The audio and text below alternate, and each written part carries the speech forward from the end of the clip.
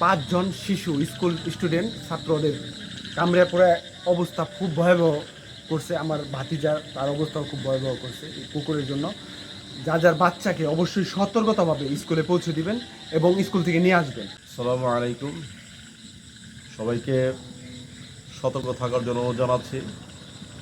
বর্তমানে পাতাদেব এলাকায় কুকুরের উপদ্রব খুব বেড়ে গেছে। এই এলাকায় আজকে 5 জনকে কামড়িয়েছে, আরও কয়েকদিন আগে আরও কয়েকদিন কামড়িয়েছে। ছোটো ছোটো বাচ্চাদের আক্রমণ বেশি করে। আপনারা সবাই সতর্ক থাকবেন। সতর্ক থাকার জন্য অনুরোধ জানাচ্ছি। কুকুর থেকে সাবধান, এবং যদি কামড়ায় সাথে সাথে আপনারা এর ব্যবস্থা নেবেন। সকলকে সতর্ক থাকার জন্য অনুরোধ জানাচ্ছি।